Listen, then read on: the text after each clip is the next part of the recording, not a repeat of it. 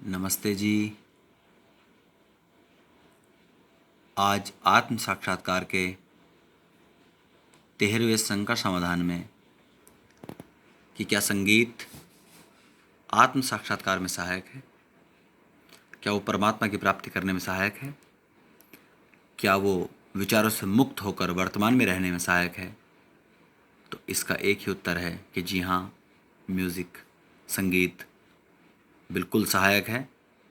अगर आपका मार्ग ठीक है, आपने प्रोसेस ठीक पकड़ा हुआ है और आपने जो संगीत है वो आपकी भाषा का ना होकर उस भाषा में सुना जो भाषा आपको नहीं आती है, तो निश्चित रूप से वो आपको विचारों से मुक्त करेगा और आपके हृदय को खोलेगा।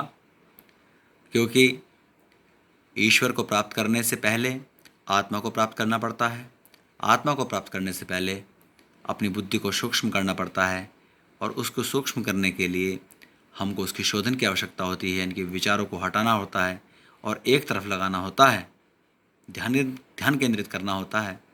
तो उसके लिए उस बुद्धि का शोधन होना बहुत आवश्यक है। इसके लिए जो क्लासिकल संगीत है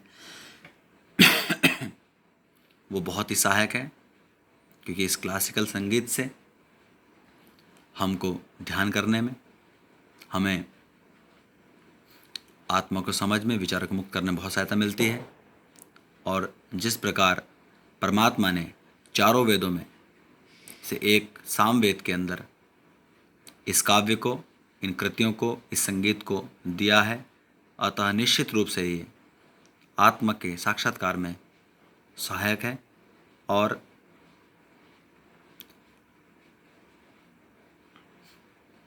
हमें इसका भरपूर उपयोग करना चाहिए। लेकिन भाषा का अंतर जरूर होना चाहिए।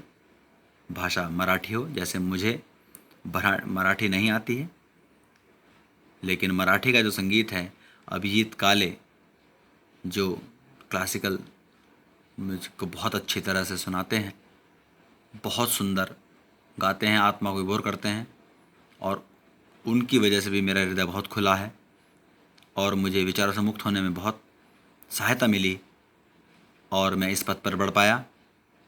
तभी मैं पूरी दृढ़ता से कहता हूँ कि संगीत बस आपके विचारों का ना हो, आपकी भाषा का ना हो, आपके विचार को सुदृढ़ ना करे, आपको विचारशील ना बनाए, आपके मन में कुछ सपनों के बाग ना लगाए, विचार से मुक्त करे, इसके लिए दूसरी भाषा का संगीत अवश्य रूप से सहायक होता है।